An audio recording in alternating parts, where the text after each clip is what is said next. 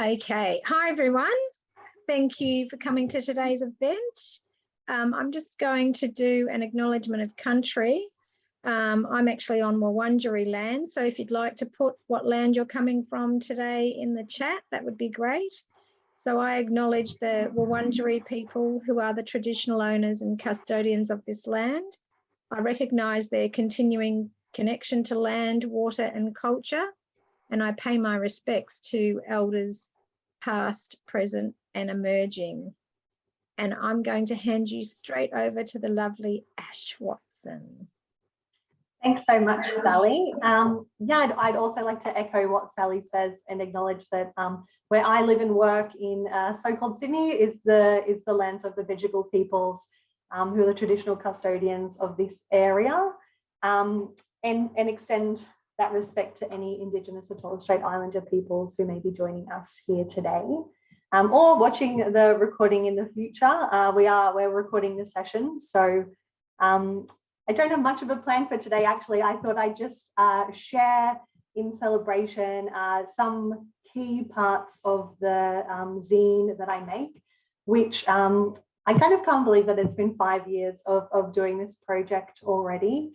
It's like really flown by, especially, you know, with a couple of pandemic years thrown in the mix there. I started this project during my PhD. I was actually on a fellowship overseas in London, and one of my supervisors asked me, so kind of what is sociological fiction? Do you have some examples of this that you might be able to talk about in your thesis?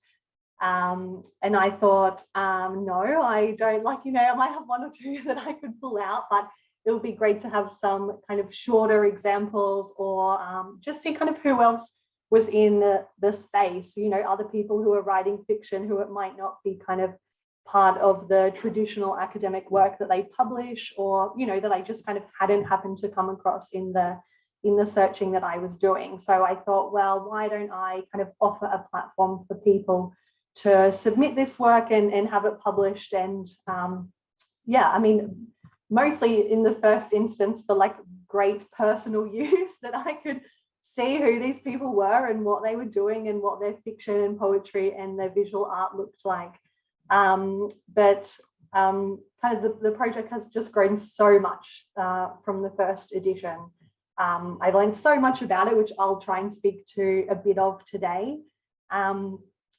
And I will share, I've got some slides which aren't really informative. They're mostly pictures. So I hope that that is enjoyable to look at while I talk. Great. Yeah, so I started the project in early 2017, in the first half of the year. I think I put out in the first instance, after I kind of had committed to trying it, very nervously as kind of a person midway through my PhD, that maybe nobody would respond and nobody would submit, and, you know, it might be one kind of just like call that nobody responded to. I did up a little infographic call for submissions and put it on Twitter, and just had such an amazing response to the first call. You know, lots of people liked and retweeted and responded to the single tweet that I put out about it. And a few weeks later, really to my great surprise, some excellent contributions started rolling in. And I just had such a joyful experience putting that first issue together. It felt like such a privilege and such like a magical little thing that I'd kind of stumbled my way onto being able to hold in my hands, that I thought, well, I'll try another one. Enough people like reacted really nicely to the first one when it was published, that I thought, well, you know, let's see if there's enough people who might want to submit again. Maybe everybody that submitted has another story sitting in some kind of forgotten folder on their computer, and that maybe they'd like to submit again to another one.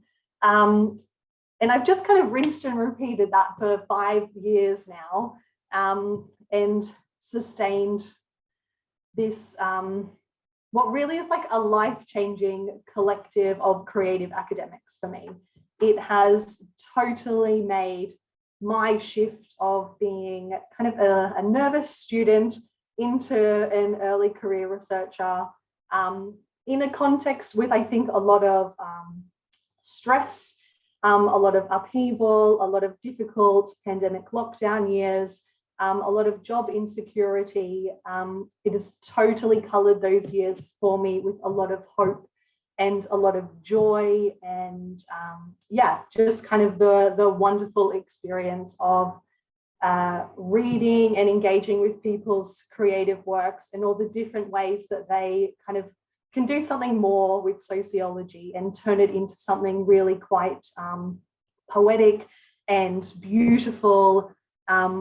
You know, being able to physically engage with that stuff as I print everybody's submissions out, usually just after hours or whatever job I had at the time, and collecting it all and making all the pages by hand with, you know, kind of magazines that I'd like begged a news agent for at the end of the month, or you know, just with other found materials or open access images online, and working with my hands to put each issue together. And then very importantly for me, making it free to read. There's kind of, I've never sold the zine, or I have actually at some zine fairs, but are usually for like a gold coin donation or something that you know, I put back into materials. But otherwise, you know, it's also totally free online. If people didn't want to, you know, buy it at a zine fair, they can still read it. I make sure that I format it so that people can read it online in a PDF, or they can download a version where they can DIY print it themselves. It took me quite a bit of trial and error to figure out how to actually get this to work, so that people could simply press print and then fold a bunch of paper in half like this, and then that is all that they need to do in order to read the zine. They can be quite thick, some of them, so you know it benefits from like a staple in the middle or a paper clip, but isn't necessary. The ones that I even have floating around on my desk are literally a stack of loose papers that I print out, I fold them in half, and then the zine is ready to read. I think even now, kind of some academic journals are starting to, you know, publish things like research-based poems and fiction and visual essays, which is so fantastic. I'm so glad that journals are doing this. They're still behind paywalls. They still kind of go out to review. They still require some kind of like justification in academic English for why this is kind of a legitimate creative output, you know, why it matters to sociology or whatever other discipline that it's being published in. I try and resist so many of those different things when putting each edition together. I try to accept, you know, as many pieces as I can that are submitted to the issue. You know, if I can't fit things in, usually it's a space issue, or it's a, you know, every now and then it's a kind of, it's not quite right for the vibe of the zine, for lack of a better word. I also try to take an extremely light touch with any editing. I like that this kind of creates a really raw and distinctive voice in each submission, as well as kind of across each edition as a whole. There's not kind of any major editorial hand that I bring to each piece, unlike in some other areas. So I also do a short story series with the Sociological Review, and that for me, I have like quite a large editorial hand in. You know, I go back and forth with authors a number of times on pieces.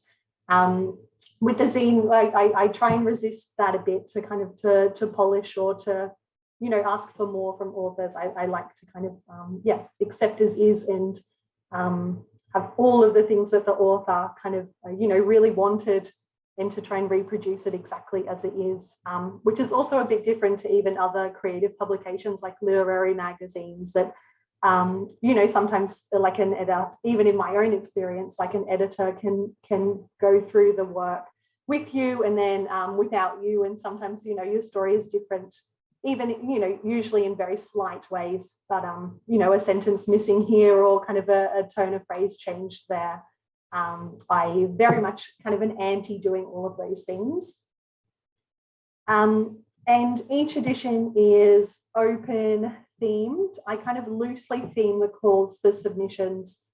For the first 9 editions, I themed them around the work of people who were really inspiring my own reading and writing at the time. So I've had a number of really great academics involved in each of the first 9 issues, who write guest editorials to open the pieces, and have kind of a range of involvement with the kind of reviewing and putting together the zine itself. For most, which is a very light touch, I kind of summarize the pieces that are in the edition, and then they kind of write something about their own work that connects to fiction and sociology, but some other great people have had a bit more capacity to be more engaged and have been keen to. So have kind of reviewed pieces and been kind of engaged with authors in the issue, which has also been a really nice, different experience. So it says there, I've tried to sum up in some of the things that I've written about the zine, what each edition speaks to. So while people don't have to submit to a theme at all, in making each call for submissions, sometimes, you know, I'll highlight concepts like voice, or like future imaginaries. As it says, they're all like the conditions under which stories are told. So a kind of like a political economy of storytelling. So they are nice threads, I think, that you know, I try and set up in my editorial for each edition. And if there's a guest editorial they speak to as well, I think that kind of offers a nice carry through for then engaging with each of the works in the edition. These are the 11 editions so far. I do already have a 12th in the planning. So if you haven't submitted before, or you have submitted before, or this is the first time you're ever hearing about it, please do consider submitting something to the upcoming editions. You know, as I said, I was kind of surprised when the first edition took off, even more surprised when the second edition is, and but I really hope that it kind of can sustain for a bit longer. There's quite a nice reach of the zine through some very, I don't know, very like imperfect measures of reach and readership, which I just kind of look at I've had a single website that has hosted the zine since I first launched it. So I can see things like, you know, where people come to the website from, whether, you know, it's from like online classroom materials, or it's through, you know, Twitter communication, or the newsletter that I put out about it. But because of that, I can also see kind of, you know, how many people have visited the site and how many people roughly read each edition and where those people come from. So I checked just before this, and I think I've had nearly 14,500 people access the zine over the years, which is great. About 1,000 new people read each edition each time a new one comes out. So a really great sustained kind of readership, but also each edition reaches new people, which is just so wonderful to see. And the contributor pool is quite similar. I've had some people, very regular submitters. I've had one man submit to every edition of the zine so far in kind of in almost an ongoing story, kind of told at different points and in different forms, which is just so great. And I hope that long continues. Yeah, most people that submit to each issue are new. They haven't contributed to the zine before. A lot of people write to me when they're submitting their pieces that this is their kind of first foray into writing fiction or poetry or kind of doing photographic essays or things. So I'm really glad that it's a kind of an open and welcoming platform for that kind of experimentation. Yes, and so across that contributor pool and across each of the editions, I've reached just over 220 original works from authors around the world. There's a number more authors actually in the contributor pool than works, because a lot of people submit things collaboratively. I've had a short story written by an entire undergraduate class. Some people write things with somebody that they collaborate with, which is really nice. And these are some of the main forms that submissions usually take. So they are short stories. I usually put an upper limit of 1,000 words just for page space. But yeah, that's a soft border. Poems, drabbles, which I love. I had a lot in the first few issues because I specifically called for them. I haven't had as many, but I'd love to call for them properly again. Drabbles are short stories of exactly 100 words, no more, no less, which is a really nice boundary to try and write within. You can kind of just about describe one scene or one kind of key action that happens rather than developing an entire plot point. So I really love it as a form. I think I'll call for them for some more in the future. People increasingly submit photo essays, which I really love, which people can, but I don't require them to submit any kind of writing with. They can definitely stand alone. Illustrations, comics, also some invited essays. So that includes the guest editorials that I mentioned. I also did an entire special issue though with a postgraduate class based in Canada, where there were from their teacher of the course, Rob Shields, with 4 of his students. We kind of had online, they pitched the idea to me, which I think was thanks to you, Justine. I know that you're there listening. And yeah, we kind of developed over a long period of time as each of them were doing their master's theses or PhD theses in some cases as well. And yeah, I'm kind of so stoked with how that came out. They actually sent me some from Canada and they got it properly bound, which was really nice. This is the most kind of proper looking publication that's come out of it, which was beautiful. They sent me a couple of they printed 50 and they sent me 5, which was very, very, very generous and kind. As I showed you before, all of my other ones are just loose pieces of paper scattered all over my desk. I'm very keen to chat if people want to chat, but before we do so, I just wanted to share some pieces from a few of the editions.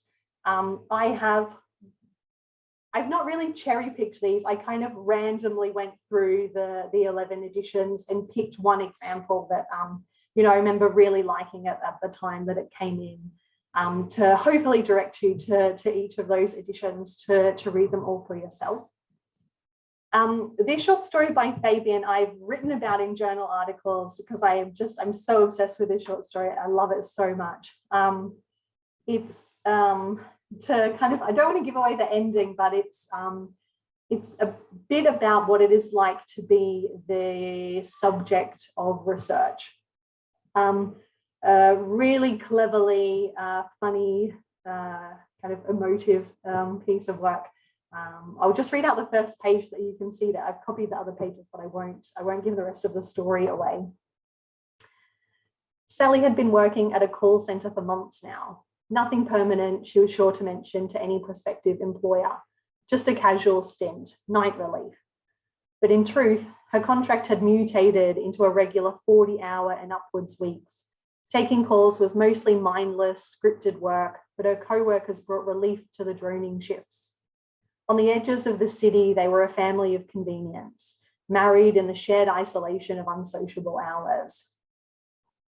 Even after a few weeks, Sally began to feel her city shrinking. The night reduced the rhythmic swelling of cars to a dull buzz. Pedestrians were fewer and more conspicuous. A haze of faces and identity badges came into focus. At night, the city was clear, almost open. In the grooves of these rhythms, Sally became attuned also to its asynchronicities. An ill manager meant understaffing. A missing bus was 45 minutes of pay docked. The life of the day dwellers had been blessed with unnoticed conveniences. The night transformed a metropolis of abundance into a frontier of far out places. Sally sat at a metro train station early one Sunday morning. In a post-shift daze, she scrolled through a newsfeed. The brightly lit back screen shone a flare into her eyes that blotted out the dimly lit room around her. The conclusion of 9 hours on the phones was a throbbing headache that she would have to endure on the ride home. Facebook's predictable repertoires compounded her frontal lobe pressure. A menagerie of sleepless regrets and gym junkies getting their pump on, Berliners calling each other out as midnight struck, and Americans somehow still shocked by mass shootings on the evening news.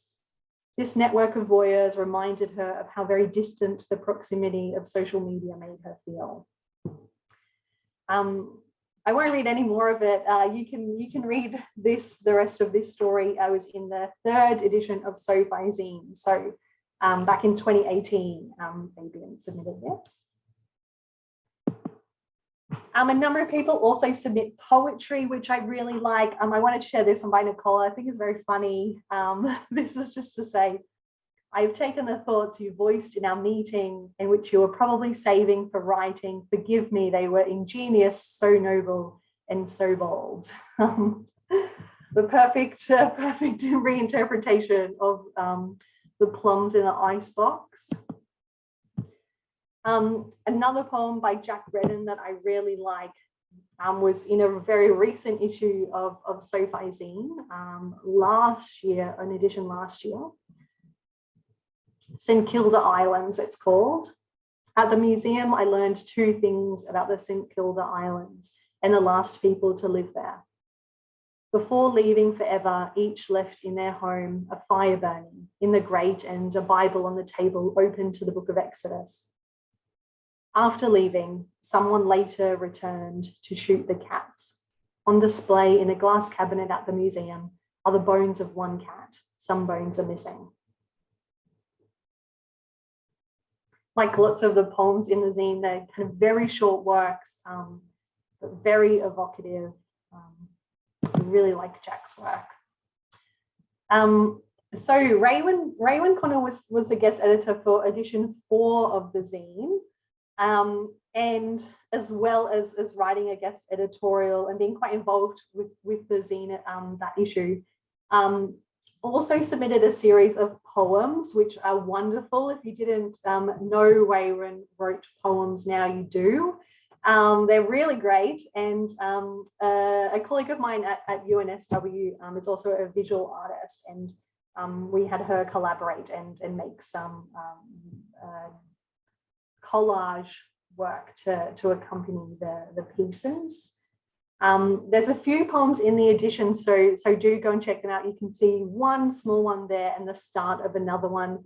Police at the picket, Sydney University on strike in 2013.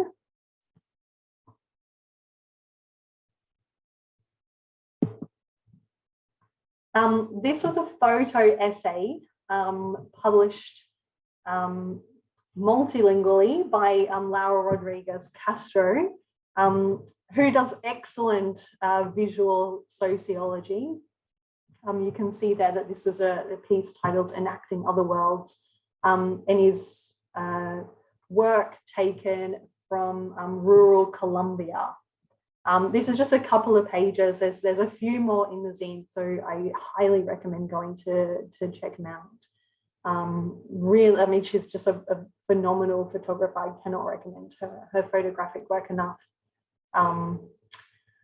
As I said, a lot of the people who submit photo essays just submit the photo essays. Don't necessarily need or encourage people to have to submit any written work supporting it. But I think this is a really great example of a dialogue between photos and select written work, which I really like as a form.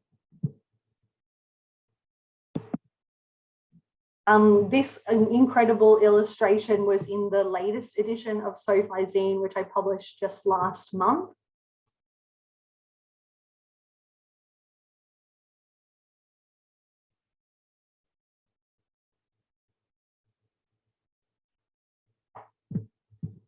Very, very talented work. And I wanted to share just two guest editorials, again, kind of chosen at randomly, not necessarily indicative. I don't have a favorite child of my editions, but I picked an early one and a late one just to show some of the breadth of what people talk about. Howard Becker was like amazingly very keen to be involved in the zine.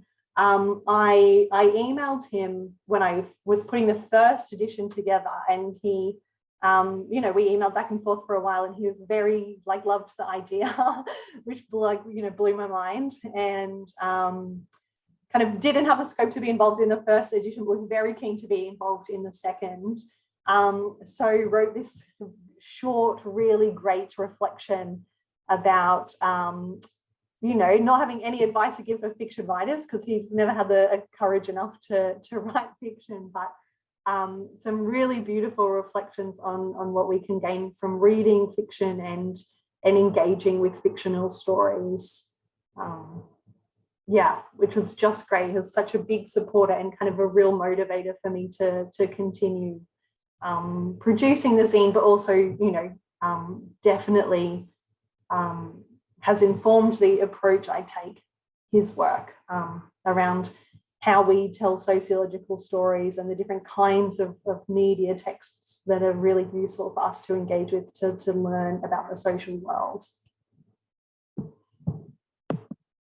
And then in a recent one, so in edition 8, which I think I published sometime between Christmas and New Year's in 2020, so the end of quite a hectic year. Ruha Benjamin was also very hands-on and very keen and supportive to be involved with the zine. Ruha has published this great article that is mostly a fictional story, which I really love. It's in, oh, my mind's going blank. I think it's in like feminist technoscience studies or something. I can probably fish it out when we chat and put the link in the chat. But a really, really beautiful reflection about crisis and change and bees and stories and kind of the importance of, world building, which I love as a concept of what sociological fiction can be, what it can kind of, you know, make thinkable, make sensible, make material, make us feel as something that can be made possible. For edition 10, to celebrate having done 10 editions of the zine, rather than inviting an academic to be part of it, I just had an open submission box. It was just an anonymous box on the website where people could submit, you know, a sentence, a few words, many paragraphs about what creative social inquiry meant for them. People could provide their names if they wanted to, but as I explained when I set the box up, I wasn't going to kind of have them feed one after another. So what you can see here and what the other 2 pages show is that I have pulled all of that text and collaged it all back together to get a sense of what creative social inquiry means to the SoFi Zine community. I really like some of the things that people reflect on in this, and I really liked the process of having a community editorial. I didn't do it for edition 11, but I definitely think that I'll do another one. I really enjoyed it. Was also quite a lot of work on top of doing a normal edition, which I think is probably the main reason I didn't follow up edition 11 with one as well. But yeah, I loved it as a collaborative piece of work that I could, yeah, collage all the text together. and try and draw out some shared narrative in people's experiences and motivations for engaging with this kind of work.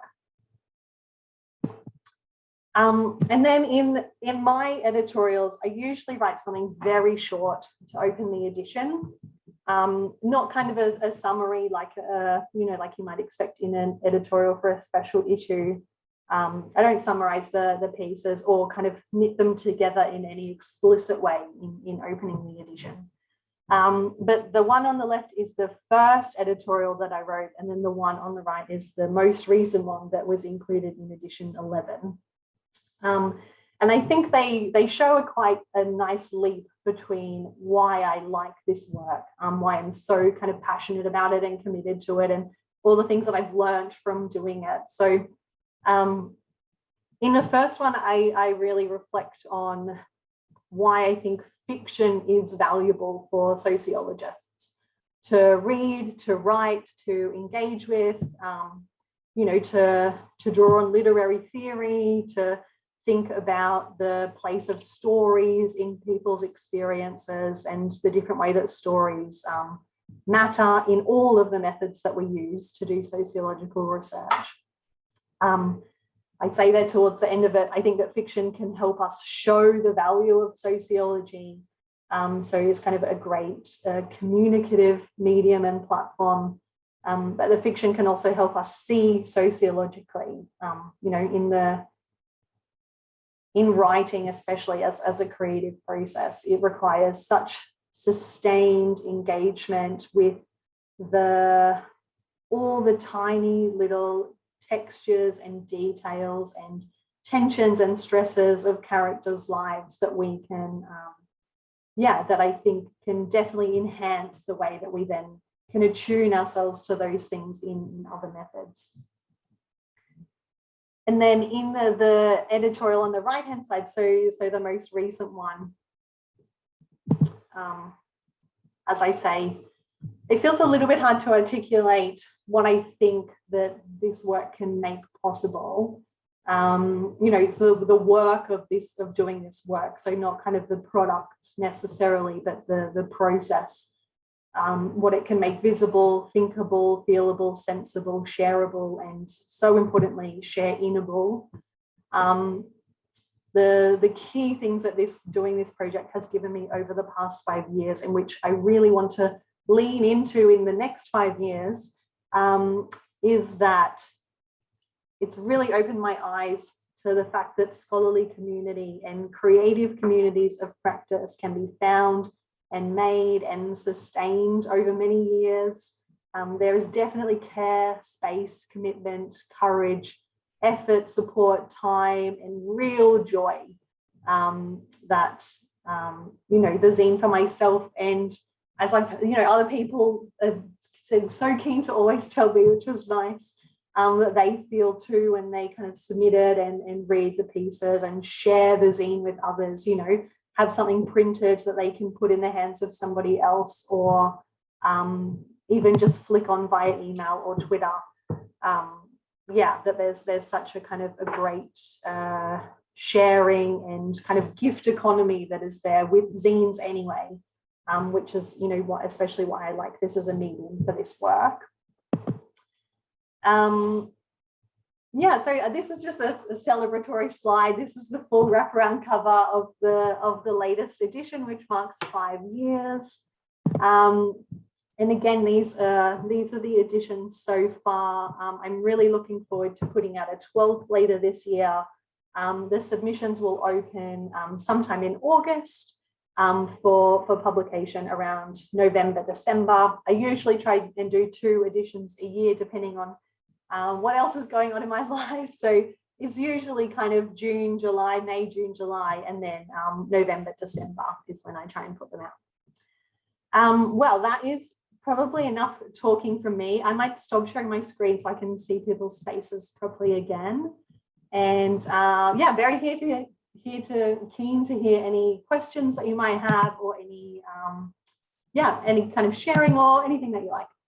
Thanks.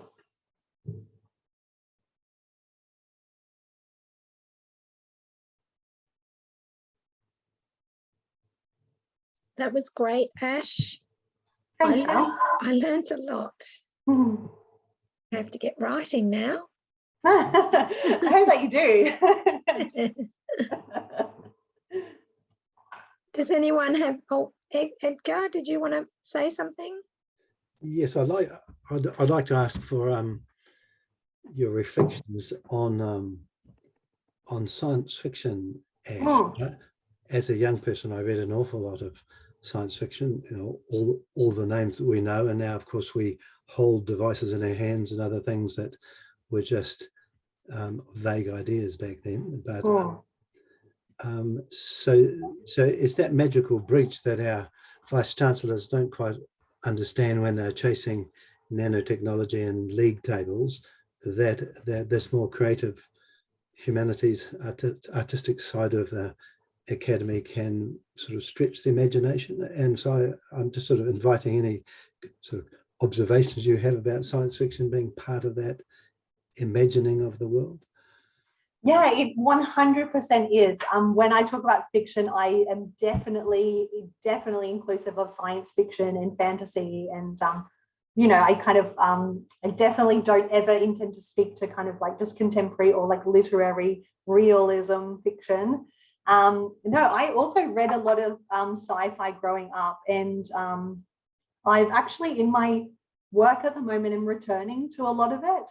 It's kind of interesting how many people who were really great science fiction writers of the 20th century have like quite strong ties to sociology and anthropology. All of the names have absolutely left my head now, but was it maybe Ursula Le Guin's dad was like an anthropologist, and like she grew up like going to like you know, ethnographic trips with him, which is really cool. And like that's actually a lot of big writers have really interesting ties like that. But no, so actually now I work in a research center looking at like automation and AI in health and other areas. And so I've really been coming back to sci-fi a lot. And it's so funny, actually, sometimes we feel like there's these huge disciplinary divides, especially when trying to look at like real technology and real people's lives and the difference it can make. There's huge divides between like how I would approach a problem as a sociologist and how, you know, the engineers that I work with would approach a problem. But fiction is such a useful bridge, because so many people who work in those other academic spaces and non-academic, you know, research and development areas have come to this work because they also grew up totally obsessed with sci-fi. And all of their ideas about ethics and the future are drawn from those stories. And so, yeah, I think actually a lot of those people really see the value of incorporating fiction into research that is about ethics and that it is about kind of trajectories into the future. So, yeah, I'm returning to a lot of that work at the moment, and just loving it and loving kind of the way that it's challenging the other research that I'm doing, but also definitely building bridges and making kind of multidisciplinary conversations more possible. Yep, that's great. Thank you for that. Thanks. Oh, Susan, you have a question? Yeah, thanks so much, Ash. It's so nice to meet you, see you. I read your sociological fiction, writing sociological fiction piece sometime last year. Really enjoyed it. Oh, thanks. Found it really convincing and wanted to share with you, and then a question. I wanted to share with you that I took the risk of, in putting in my SSP application for next year, I proposed, because you know you can't just get SSP anymore, right? Like everything is super competitive. You can't assume. I took the risk of saying that I was going to, well, it wasn't that risky. I said I would publish one academic article and then a kind of commensurate fictional or sort of like creative piece. Oh, amazing. And then I promised that after those were both written, I would write a more academic piece kind of on the process. So I'm still promising 2 academic articles along with like the kind of not academic, or I shouldn't say not academic, but the more creative. Anyway, I got SSP, which is great. Oh, amazing. Cool. I was pleased. I was nervous to do it, but again, almost kind of in the spirit of decolonization, I felt I kind of had to. So anyway, I got it. So next year is when I'll be doing that. And I guess I wanted to ask, and you referred to it, but I wondered if you had sort of more thoughts. The difference between like kind of submitting, well, maybe other than length, fiction to the Sociological Review and to the Zine, like what does it do for, never mind like the differences, but like what does it do for knowledge, or what does it do for how we think about what ideas we might be trying to get across? And great question. Well, okay, so this year I have kind of reviewed, still a very small number, but an increasing number of fiction submitted to academic journals, and like a wide range of academic journals. And I guess the things that I look for is definitely that the story has its own legs, that it doesn't I don't need to refer to footnotes or an exegesis to understand what concepts you're working with. So definitely that whatever given concepts or theories that you're trying to bring to life in your story, that they really obvious and speak for themselves, in a kind of not something that's like tacked onto a story, like as a plot device or something, but the story is about those concepts, that the story doesn't exist without those concepts being set up in the way that they are. That whether that's they're essentially tied to the setting of the story, or the trajectory of a character's life, or the kind of particular tensions of a scene that are like an argument that they find themselves in with another character. That like those concepts are essential in the shape of the tension between people. So I definitely say that that the story can like stand on its own legs. In terms of contribution to knowledge, another thing that I really, I suppose like use as a kind of an assessment or a qualitative marker is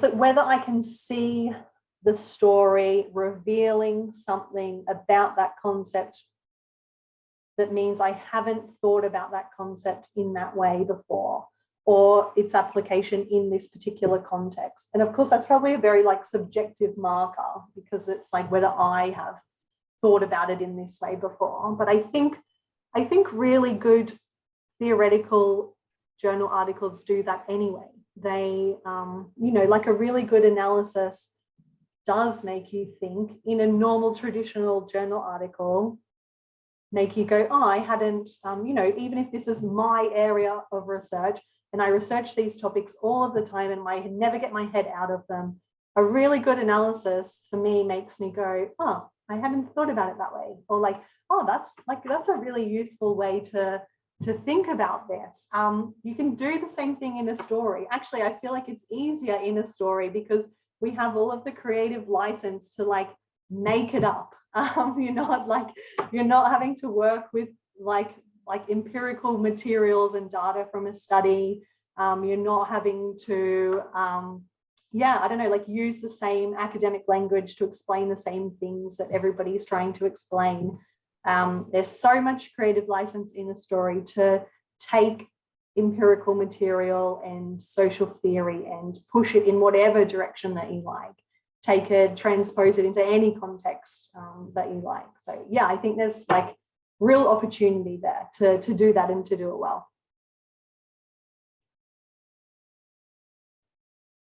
Justine?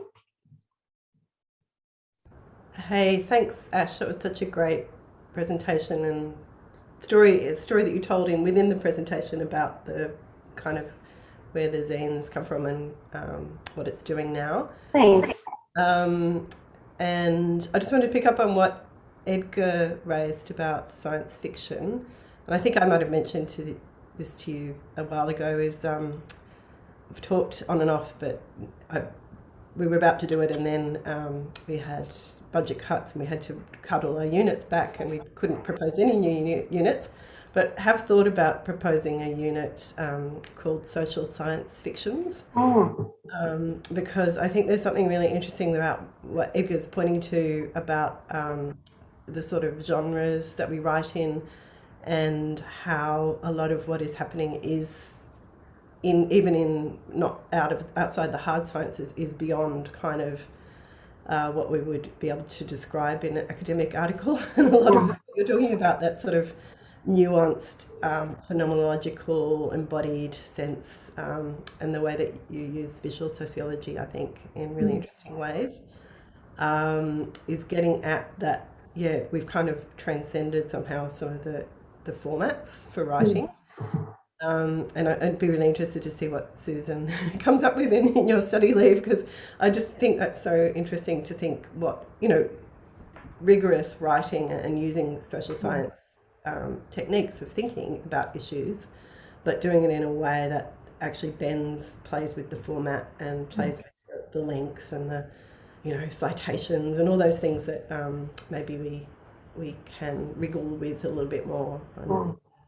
Particularly, and I just want to thank you for the space that you made to experiment with that, because I think it's really powerful. Oh, thanks. It's such a I kind of never really thought about it at the start until, I guess you just learn from experience of doing a project like this, but also, moving from like being a student to, becoming an ECR. I get a better sense of like how the space matters. And it's not just about kind of the standalone stories themselves, but like the platform, kind of what connects the multiple stories is what really is valuable. I can't advocate enough for a social science fiction course. I came to sociology because I did an undergraduate degree in communications, and my major was creative writing, and I paired that with an equal number of sociology electives, and so I never really kind of formally learned sociology and creative writing as separate from each other. And that was, just so crazy helpful, just like a really generative learning experience for me, purely by chance.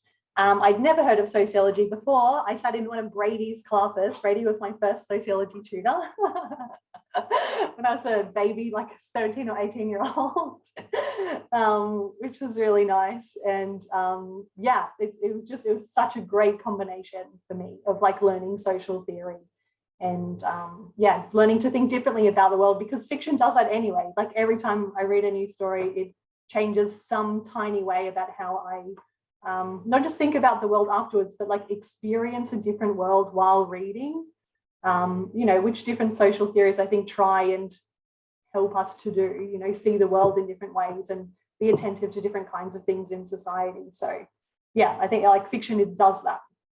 So I think it's such a great combination, especially for students when you're learning all of this stuff. Yeah. Justine?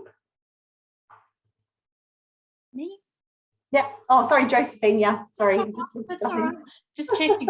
I just was going to add to that. I've just literally come away from reading an article on utopias where Matthew Thaler, I think, uses the Octavia Butler's concept of utopias to discuss, political futures. And in the same way, I'm using that in a chapter I'm about to publish in sociology. I just think there is such a history that is clearly enmeshing, sociological worlds and fictional worlds. I just think it's already there. It's kind of about how we articulate it. And I just think you've provided such a great platform for all of this, Ash, and just congratulations. Anyway, I just wanted to say congrats. Oh, thank you so much. Yes, no, I totally agree, which was very useful to learn very early on in my PhD when my supervisors directed me towards, reading the canon from the ground up, if only to have the bearings to orient myself to do something crazy, stupid, different. Is that like sociology only was developed by people who also wrote fiction. Like kind of like old white men that we talk about as kind of the, you know, the founding fathers of the disciplines that we now talk about as separate approaches to doing research. I mean, it was like they just wrote about life, and like some of it took the form of nonfiction and some of it was made up. And it only kind of, you know, was intentionally cleaved apart, you know, once the scientific method was developed. And some people thought, well, you know, if we align ourselves with science rather than with these like social writers, you know, we'll be able to develop ourselves like in the university system. So yeah, no, I feel like it's a root from one seed rather than, you know, things that have kind of contemporarily been brought together by people. Yeah, we're still doing the same stuff.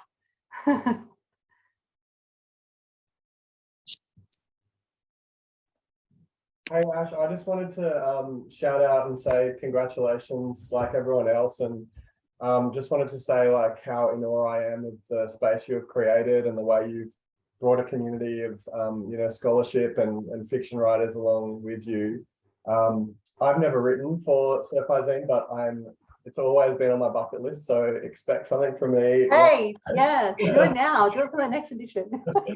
Yeah, no, I'm just really impressed, and congratulations on 5 years. It's such a huge milestone. Well done. Thank you, thanks so much. It's so nice to celebrate this, yeah, with a little room of people, you know, like having done this over the past couple of years, like through COVID and whatever, and a lot of the people that I do talk to about the zine is, you know, in written forms of communication. Like I tweet things out into the void and I email people and people email me back. It's this is probably one of the first times actually that I've like had a live conversation with like a group of people about it. So it's really nice. Thanks for coming.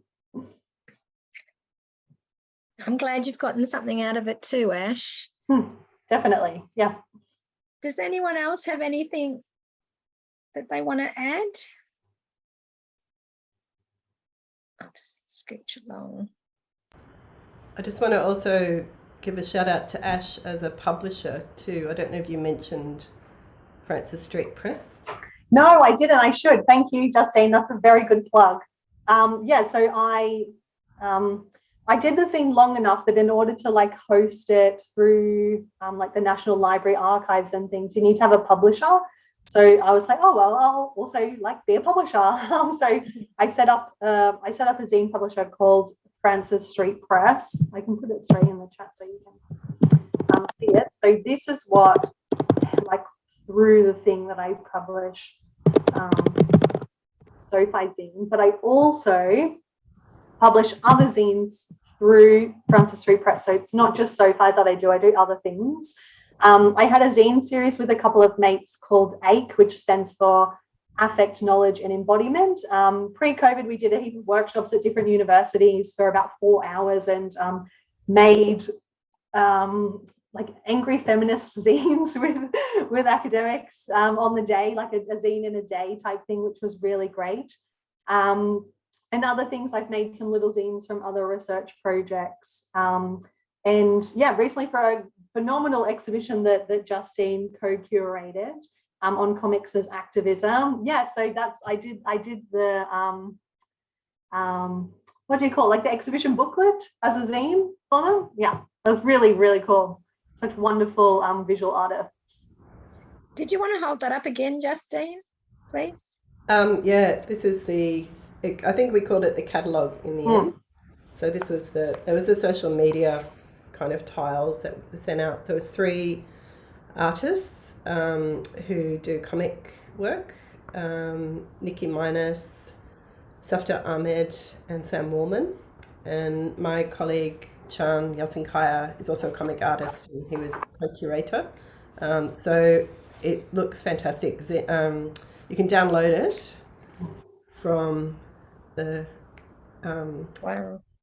from Francis Street Press, and these are the images that were in the exhibition. So it's kind of got a selection. It doesn't have all the images from the exhibition, but it looks fantastic, and there's some great essays, very much in the kind of zine format with cut up bits of text in there, which I think Ash laid out. Hey, hard copy, is that how you do it? Yeah, I love to do things by hand. Some of the reason is practical. I think the 3rd edition of the zine purely digitally, and the file size was enormous. It was such a pain in the ass to upload and just to work with. So I also love the aesthetic and the process much more of doing stuff by hand and then just like flat digitizing it with a really cheap, shitty scanner that I have at home that doesn't do anything but turn something into a PDF. So yeah, it gives a nice aesthetic. Well done, Ash. Thank you so much for presenting for Taza Thursdays, and we'll send the link out so everyone can share this recording. Great. Thanks so much, Sally. Thanks so much, everyone, for coming. It's been so nice to celebrate this way. Thank you, everyone. Bye.